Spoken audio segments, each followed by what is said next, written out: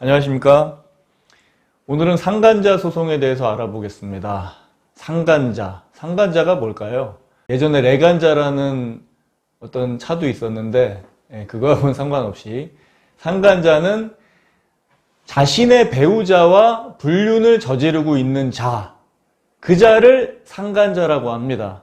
불법행위에 기한 손해배상 청구할 수 있어요. 750조에 기해서. 이것을 바로 상간자 소송이라고 합니다.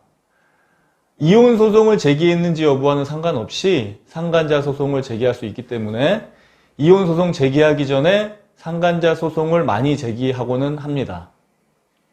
자, 그러면은 우리가 배신을 당한 배우자 입장에서 그 자기의 배우자와 불륜을 저지른 사람에게 소송을 제기한다. 쉽지는 않겠죠.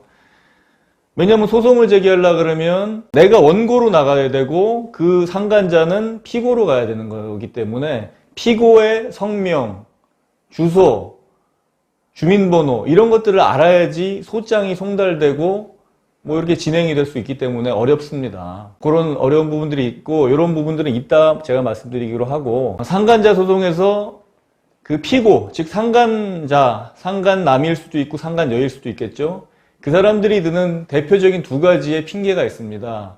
첫 번째, 혼인한 사람인지 몰랐다. 나의 배우자가 유부녀인지 몰랐다. 이런 식으로 핑계를 대고, 남편인 경우는 유부남인 경우인지를 내가 몰랐다. 이런 식으로 핑계를 대는 그런 경우가 있습니다. 그런데 이런 것들은 어떻게 밝혀낼까요? 뭐 그 사람들끼리 주고받았던 문자라든가 카톡이라든가 아니면 뭐 사진이라든가 그 밖에 뭐 증인이 될 수도 있겠고, 이런 여러 가지 증거들을 활용해 가지고 이 상간자가 배우자의 혼인관계를 알고 있었다라는 것을 입증하는 방향으로 그렇게 진행을 한다고 보시면 됩니다. 그리고 상간자가 많이 드는 핑계가 성행위를 하지 않았다라는 핑계를 많이 댑니다. 근데 판례에서도 나와 있듯이 성행위를 반드시 할 필요가 없어요. 부정행위면 됩니다. 그러니까 아주 밤 늦은 시간에 뭐 연락을 주고받았다라든가 뭐 그 내용 자체에 어떤 뭐 외설적인 내용이라든가 이런 내용들을 입증만 할 수 있다 그러면 굳이 성행위 사실을 입증하지 않다 하더라도 충분히 부정행위를 입증해서 상간자 소송에서 승소를 할 수가 있는 것입니다. 우리나라 불륜공화국이죠. 정말 불륜을 많이 저지르는 사람들이 많습니다. 예전에 뭐 80년대, 90년대, 70년대도 마찬가지고 남자들이 불륜을 많이 저질렀다 그러면 요즘은 남자들 못지않게 여성들의 사회 진출도 활발해지고 어떤 뭐 여러 가지 여건도 신장했기 때문에 같이 그런지 모르겠지만은 여자분들도 많이 불륜을 저지르시는 분들이 많아요. 예, 이게 세상이 그만큼 많이 변했다라는 거겠죠. 아무튼 이런 부분들이 있고, 또 유의하셔야 될 부분이 하나 더 있어요. 상간자의 인적사항을 모르는 경우가 대부분일 거 아닙니까?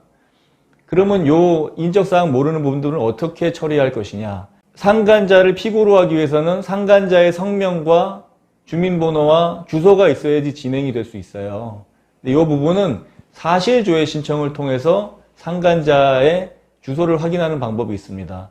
이것은 조금 기술적인 부분이기 때문에 요거는 이제 변호사에게 맡겨 놓으시면은 이 부분이 진행이 되는데, 간단하게 말씀드리면 뭐 이를테면 상간자의 이름은 몰라도 상간자의 휴대전화번호는 알 수 있을 거 아니에요. 그러면 그 휴대전화번호에 대해서 사실조회 신청을 하게 됩니다. 법원에 사실조회 신청을 하게 되면 그 휴대번호에 대해서 뭐 KT든 SK텔레콤이든 LG든 이렇게 사실조회 촉탁을 해서 거기서 만약에 그 가입자가 있다 그러면 그 사람의 뭐 성명, 주소, 뭐 이런 주민번호 이런 내용들을 회부하게 되어 있어요.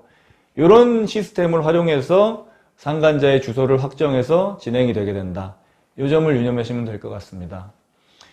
아무튼 오늘 상간자 소송에 대해서 알아봤고요. 다음 시간에 좋은 정보를 인사드리겠습니다. 감사합니다.